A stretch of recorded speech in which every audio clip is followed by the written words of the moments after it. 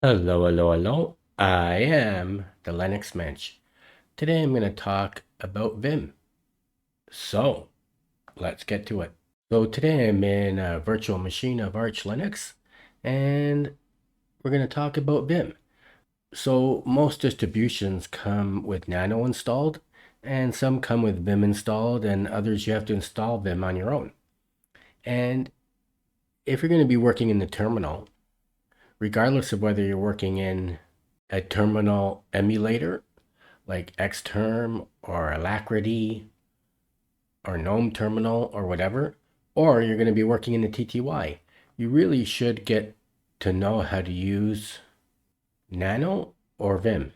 Now, for the first few years of using Linux, I used Nano because I didn't know how to use Vim. And I remember the first few times I tried to use Vim, I got stuck in it and I couldn't figure out how to get out, and I ended up closing my terminal, or maybe I rebooted. I can't remember.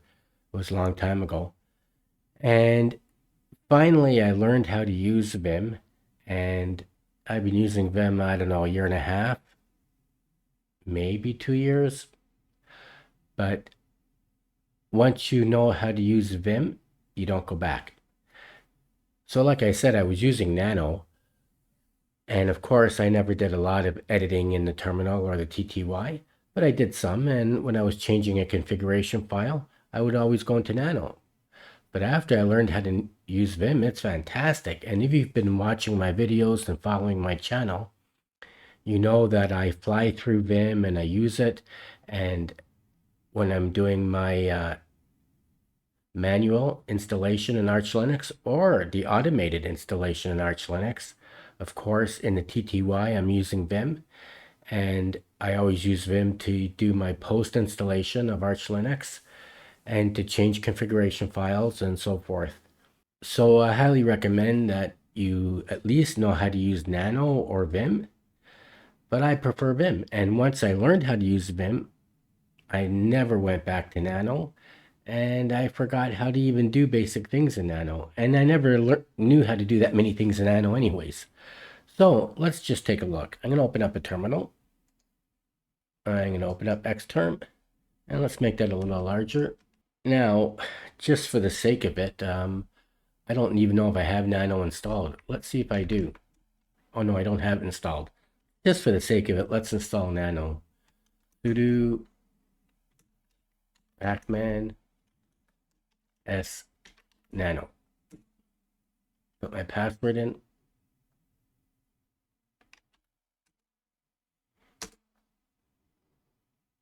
And let's clear the screen. So when I'm doing my installation, for instance, one of the files I go into is the mirrors when I'm doing a manual installation. So that would be an Etsy Pacman D.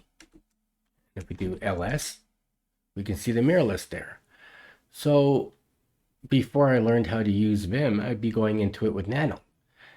So I type in Nano mirror list. And of course, you have to go in here with sudo if you want to make any changes, but I'm not going to make any changes, so it's probably safer not to go in with sudo. And I'm just going to make this a little smaller. Yeah, that's too big. So there's about 900 lines in here. And what I used to do, and I don't do it anymore, I used to delete all the lines I didn't want, and I would keep 2 or 3 of these lines on top for the mirrors I wanted, and the ones I didn't want, I would delete. And I would go like this. And I would sit here for, I don't know, 5-10 minutes and delete all the 900 lines I didn't want. And I didn't even know how to go and search lines or jump to the next line or anything. And really, my skills in Nano were extremely basic. So I'm just going to, let's just quit out of here. I'm going to save modified buffer. I barely remember how to use Nano because I've been using Vim for, like I said, a year and a half, maybe 2 years. And let's Vim into it. Let's clear the screen. Vim mirror list. And again, I'm here in read only, so I don't have to worry about ruining my mirror list.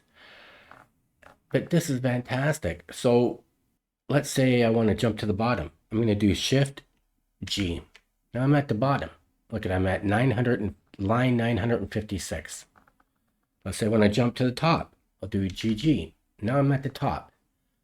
Now let's say I wanted to delete all these mirrors. Now I don't have to because they're inactivated or they're deactivated because of the hashtag or the number sign that's in front of them.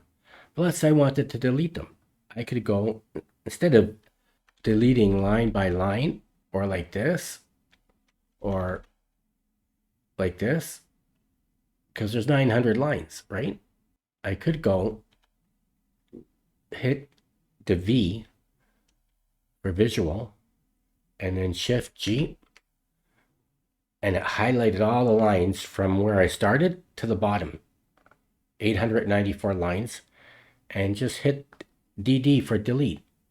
There, it deleted them. Now I only have these lines that are there, and the top one, this one I could just do like that, and they're gone. So I just deleted, quickly and easily deleted, I don't know, 950 lines, just like that. Now let's say I'm thinking, oh, why did I delete them?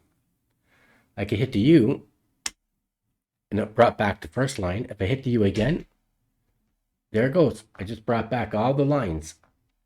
Hit Shift G, I'm at the bottom. Hit GG without the shift.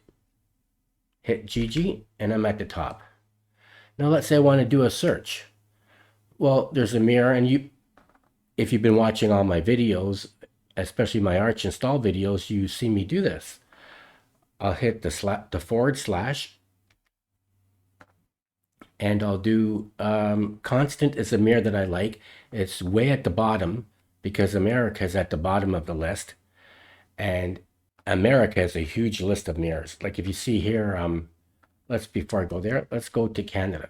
I don't have to worry about ruining anything because I'm in read only. I didn't use sudo. So there's Canada. Canada has what, 12 mirrors, 15 mirrors? So I could here hit slash and jump. Constant is a mirror I use. And here it is. So now we're down by the mirrors for America. Now look at the mirrors of America, the United States. The years for the United States start at line 737. But I just jumped down. Isn't that amazing? So let's say I want to copy this mirror. Let's do this mirror. Mirror from Clarkston. I'm going to do DD. No, I didn't have to do that. Oh, I just deleted it. Well, you can delete it. When you delete it, it puts it into the clipboard, and I can take it to the top. So, but let's say I didn't want to delete it. Let's say I want to copy it. Well, I can hit U, and it just put it back. Now I'm going to take the HTTPS one, Clarkston, right here. Okay. So I'm going to YY. I hit the Y button twice, and it's copying it into the clipboard, but it's not deleting it here. Let's go to the top. GG takes me to the top, and I'm going to make it my fourth mirror.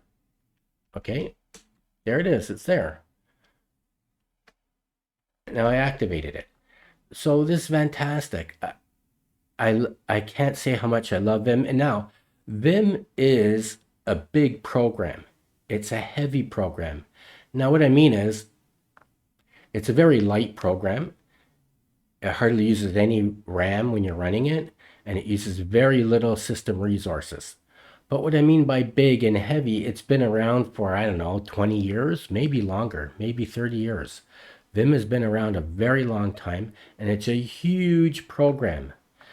So I'm really a beginner. Now, if you've been watching my videos, you see how I fly around through Vim.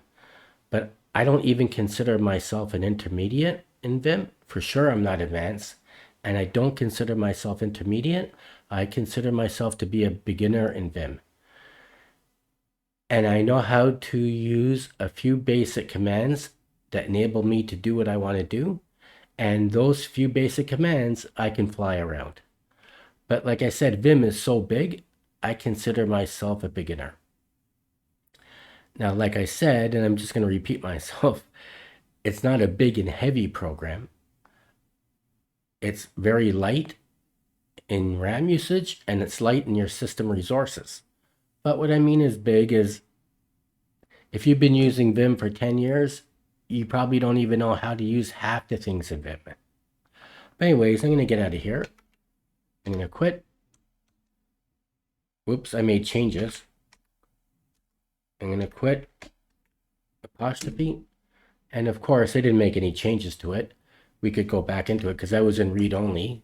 Because if you go into your mirrors, you have to go into, you have to use sudo. And you can see at the bottom of the screen here, I'm in read only because you need sudo to change your mirror list. Okay, so let's get out of there.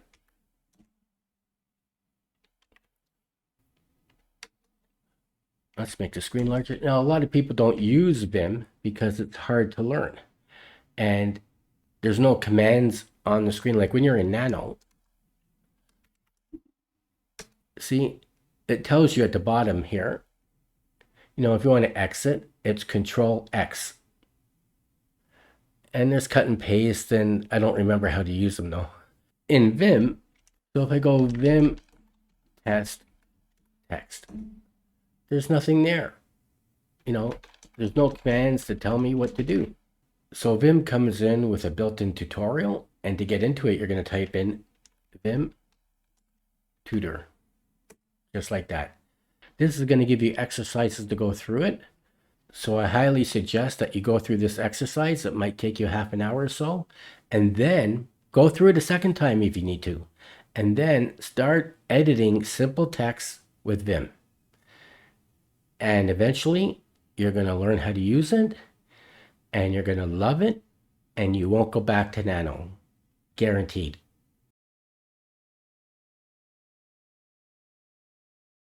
In this video, I talked about Vim. I showed you how to use the tutorial, and I showed you a little bit how I fly around in Vim.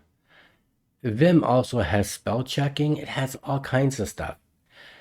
I highly encourage you to install Vim, to go through the tutorial, and to learn how to use it.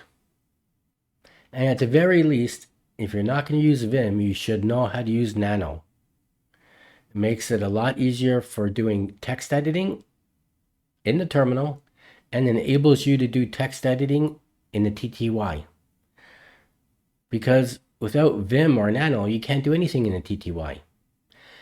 So, like I said, I highly encourage you to learn one of them, but I really encourage you to learn Vim. I hope you enjoyed this video. If you did, please like it and don't forget to subscribe to my channel. Thank you for watching. I am the Linux Mensch.